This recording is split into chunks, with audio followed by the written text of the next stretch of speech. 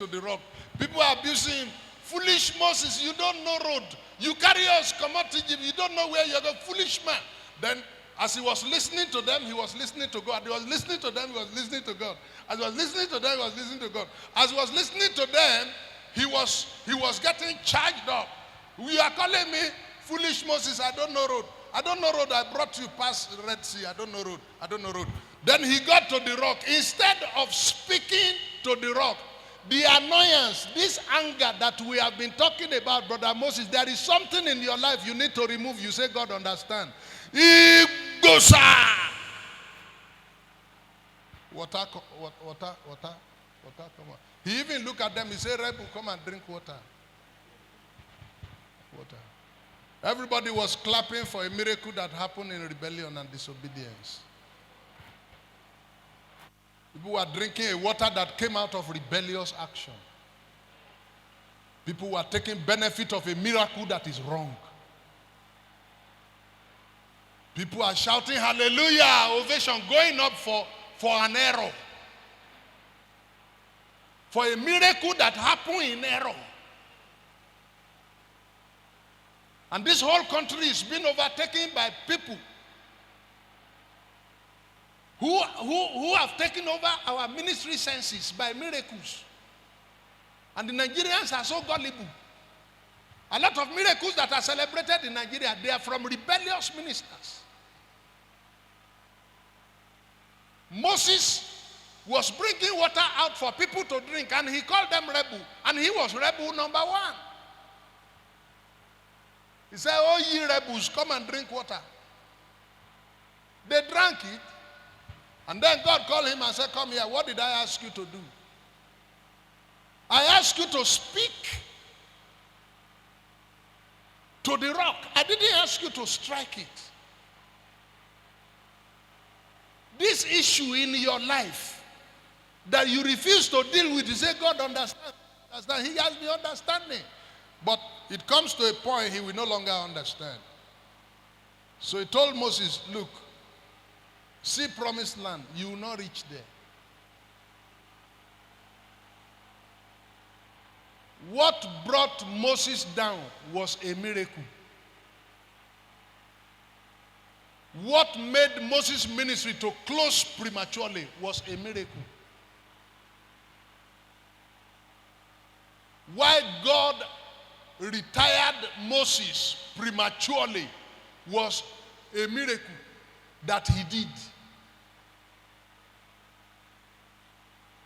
Now people are celebrating the miracle. God was not happy. Then you'll be asking me, why did God allow water to come out? God will allow water to come out because God wanted the people to drink water anyway. The water was not coming out for Moses. It was coming out for the people. The people have to drink water. That Moses was doing wrong things is about him, and we will deal with him on that. And he was dealt with. What happened to Moses, I pray to not happen to any one of you. That you'll be seeing heaven like this, that you not enter. See promised land like this. 40 years. 40 years of traveling and walking and inside the sun, inside the rain. 40 years of suffering. 40 years. What does it matter to God how many years you suffered? 1,000 years in the sight of God is like 1 year. You are the one counting years. God lives in eternity time. You're counting years. What does it mean to God? 40 years. Moses' family had the spirit of almost as a problem in their own family. Their mother born them only 3 people. Miriam is the eldest of them, followed by Aaron. Moses is the youngest in that family. That family has a problem of obedience. And it's like the thing hang on them. The first prophetess in Israel was Miriam. The first high priest in the Bible was Aaron. None of the 3 enter promised land.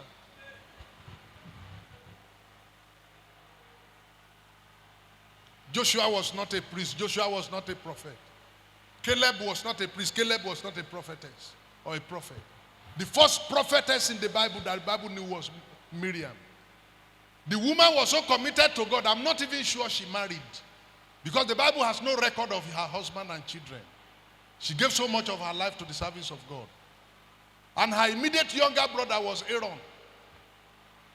Aaron's own children were burnt inside fire in the process of sacrificing. What's the problem with that house? I prayed the spirit of almost successful, almost getting there, almost making it. You will not be a victim of the spirit of almost. He caught up with the whole family of Moses. The eldest sister did not make it, died in the way. Aaron died in the way. Moses died in the way. In spite of the advantages they had spiritually over the others. Moses was speaking to God almost face to face. He never made it. What is the problem? Because unto whom much is given, much is required. We have taken too much for granted in the church. It's not as easy as you have been told. The matter of God's grace is not as cheap as we are being presented. Fornication can take you to hell. Adultery can take you to hell. Let me tell you, abortion can take you to hell. Don't trivialize, don't do church with sin. And be saying it's the grace of God. Somebody say, after all, I still dream and my dream come true. Look, those things will still be happening up to a point. Don't let it be that when you are almost there, then the Lord will say, leave the place. Because we have been tolerating you for long. You take up for granted. At the time, God gave Israel king to arrange their politics and their economy. And he gave them priests to arrange their religion. And he gave them prophets, 3 principal officers by God to run Zion. When Zion became backsliding and they began to do what the unbelievers are doing, they were carried to captivity with their prophet. The priests, everybody will go to captivity. See us in Nigeria the way we are now. Everybody is on their way down. Because the tolerance of God, be tolerating it, try to understand. It gets to a limit when God now begins to see that unbelievers are talking against God.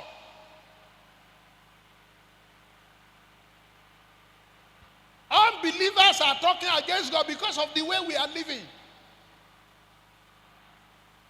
The tolerance limit of God will get to a point and God will say, look, my justice system has to come on board. My justice, the grace of God has to surrender to the justice system. Is that not how it's going to be at the end of the day? When Jesus comes and we appear before the judgment seat, the grace of God will find somewhere to go and sit, and the justice system of God will come on board. We cannot continue like this. It will come to a point God will say, grace, grace, grace, grace, go and stand aside. The justice system of God will be applied. Because God is a God of justice. There's no way He can send some people to hell and send some people to heaven. Meanwhile, the people going to heaven, the same thing that people who are going to hell are doing, that's what they are doing. God will not be seen to be fair. We must justify God with our lives. And when they didn't understand that, I wish they had a teacher. I wish they had a conference. I wish they had a retreat in Ayobo. Or is it Ajebo? Ajebo. I wish they had a gathering like this. I wish they had a Bishop Lale. I wish they had an Isaac Omolehin to say, people, the tolerance of God will eventually give way to the justice of God. And you and your king and your priest and your prophet, all of you will go to captivity. I wish there was a gathering. I wish there are young men gathered to hear it. That this way we are going, it will get to a point that the grace of God, the mercy of God, God is good, God is this, God is that. All of that will go somewhere and sit down, and the justice of God will be asked to come and answer. Because those who are going to hell will be asking God, what did we do that these people didn't do? Why will you send us to hell? So they were carried to captivity. And it didn't bother God. It has never bothered God. It's not the first time. He's used to it. To carry them to captivity is a smaller punishment. Go and ask Brother Noah what happened during his time. He will carry you to captivity. He say, we are giving you small blala. Carry you to captivity. You and your prophet and all your priests, everybody go to captivity. It's a smaller problem. Go and ask the people in Sodom and Gomorrah. They will tell you that to go to captivity is a smaller measure. You go to captivity. If you go to captivity, you are still alive. You may come back. Even if you don't come back, you die there. You will still be alive. Go and ask people in Sodom and Gomorrah what the justice system of God did to them. To carry you to captivity. To carry you to captivity is the smallest of all the punishments he can give you. To carry you to captivity. He needed to do that so that unbelievers will not talk against God. To carry them to captivity. They have to go to captivity. The people in Sodom and Gomorrah were burnt with fire. Sodomy. Is that not what we are debating in Nigeria now in the National Assembly? Why are we arguing about it? It is the level of our depravity that is making us to argue about same-sex marriage, whether it is right or wrong. It's the level of our corruption, how far down we have gone. It should have been taken for granted that it is wrong. It's the level. It's the level. If we now come to a point where we are arguing whether we should be eating excreta and drinking urine to be debating whether same-sex marriage is good for us in Nigeria or not. And that became an issue in our National Assembly. Road, no day, that is not an issue. Electricity, no day, no, that's not an issue. Water, no day, that's not an issue. What became a debate is whether we should be having man and man should be married, and woman should be married. That became something very serious for Nigeria as a nation. I'm sorry for all of them. You see, that just shows the level that we have gone to. That we are arguing whether same-sex marriage is good or not. See how far down we are. In fact, maybe the next argument should be whether we should be drinking urine or not. And let law be made about that.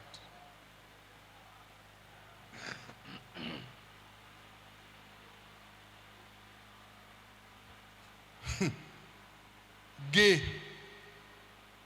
They want to come and do gay church in Nigeria. It is the level of depravity of the church that allowed such a discussion at all. It is the level we have gone that is even that's how we are even hearing it. 50 years ago, I didn't hear it.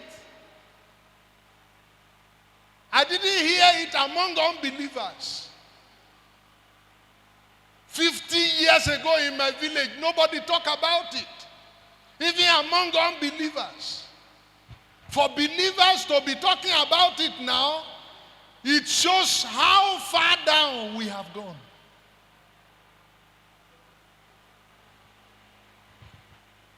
One good thing with them is that there was a concern for Zion. Going to captivity and carry our musical instruments with us.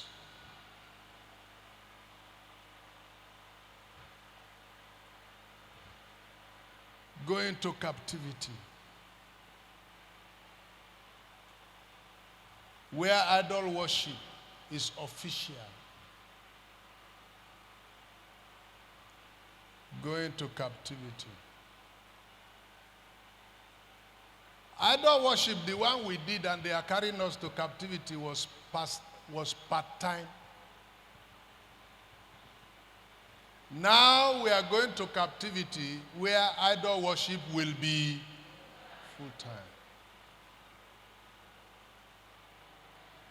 The one we did, God was annoyed with us, was part time. But what God was saying is that, okay, you want to worship idol, you are doing it as an amateur. Go to the place where the thing will be done professionally. You go and sit there.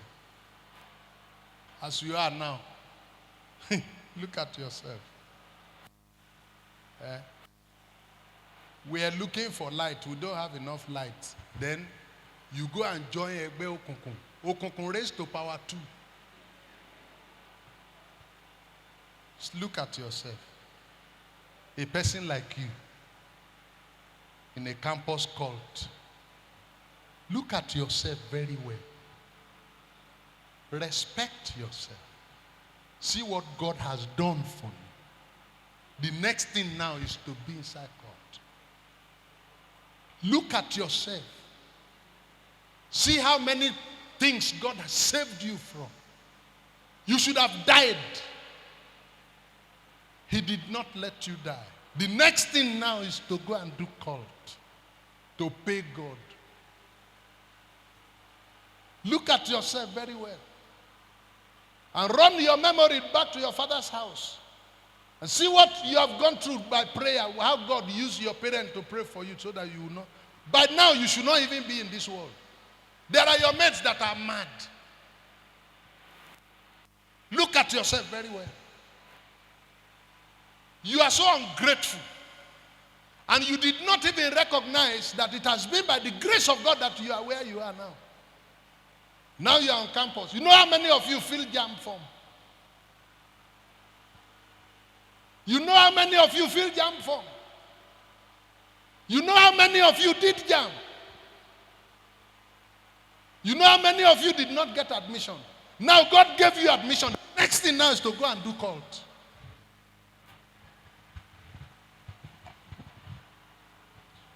You saw the amount of prayer and fasting you did. See how God show you mercy. And of all the goodness of God, even some of you made vow and you promised God. You forgot about all this now. The next thing now is to go and do call. Look at yourself. So what God is also saying to you that I need to let you know. You want to go inside Okunkun. Good. When you join now, you are just the newcomer. You will be the one carrying calabash. You will be the one carrying their sheet. You will be the one. Look at yourself. Because you are the latest comer. It will take you time to mature. You will be the one lining up. You will be the one they will be sending to go and machete people. Look at yourself very well. And see whether that is the next thing for you to do. To show appreciation to God. You that should be a preacher. You that should be singing in the choir. You that should be an evangelist. Because that's what you and God discuss. If you didn't discuss it with God, when you were praying, that was what God was putting his eye on in answering your prayer. See where you are. One thing going for Israel was that there's a remembrance. And I call you to that. Because that's where the journey to repentance begins. Yóò bá pè ní ìrònú pìwàdà. Bó bá pìwàdà láì ronú, ó lè rí ṣe. Kò ní last. No fi pè ní ìrònú pìwàdà. And I call you to that now. Look at yourself and think. Consider. There was a concern.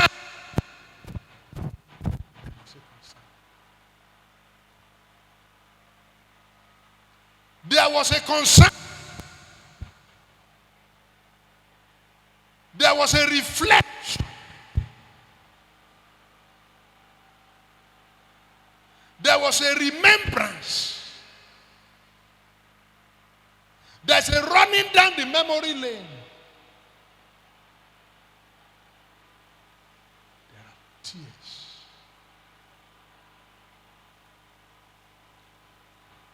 There was this man in our village, told me this story. This young man used to be a thief. And he will be going from house to house. When people have slept, you go and open their house and steal some things. That night,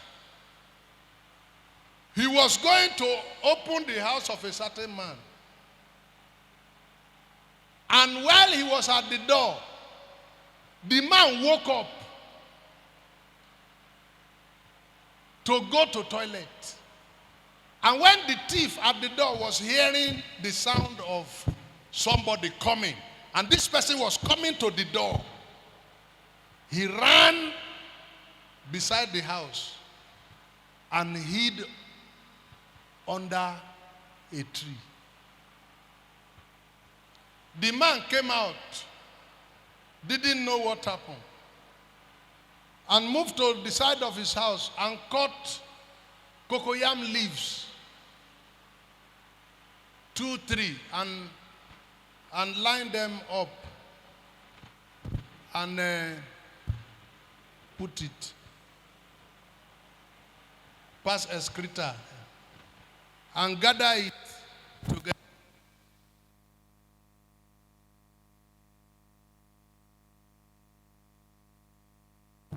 Cocoyam excreta went straight to where this thief was hiding. The man threw the excreta and went inside to sleep. He didn't know what happened.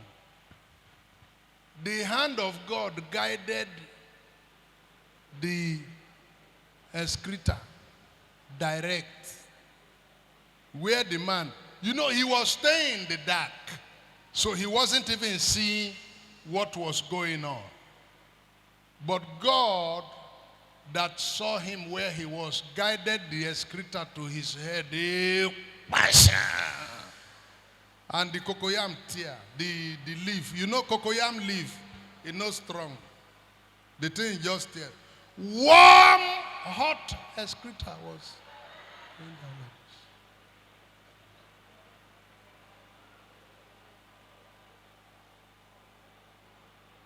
this. Bishop, Yorùbá ló sọ, ó ní tó bá ṣe pé ntí ó lè ó sọ̀hún dàní, ó ní a jẹ́ pé ọjọ́ yẹn lòun á ṣíwọ́.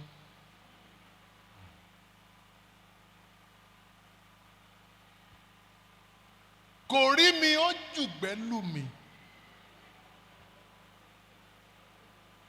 Ó túmọ̀ sí pé Ọlọ́run rí mi.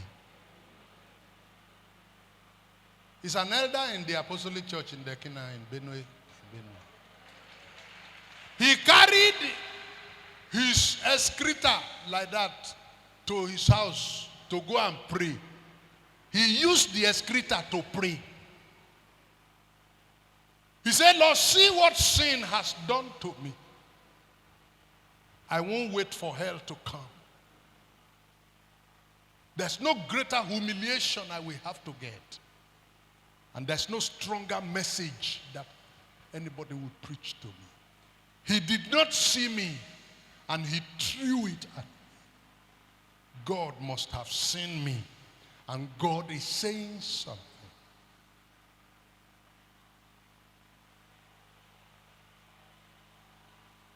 You have seen enough humiliation and shame in sin.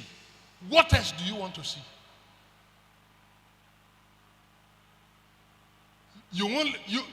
Until you hear that you have a disease that cannot be cured before you leave the place. What else do you want to hear?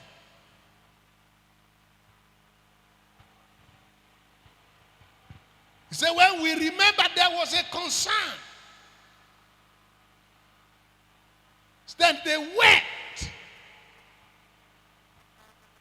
When we remember Zion, when we remember how it used to be, when we remember the goodness of God, when we remember the favor we have always enjoyed, when we remember the goodness of God that He has always shown to us even when we didn't know God, when we remember the vow we made, when we remember Zion, When we remember God, the book of Ecclesiastes says, remember your God in the day of your youth.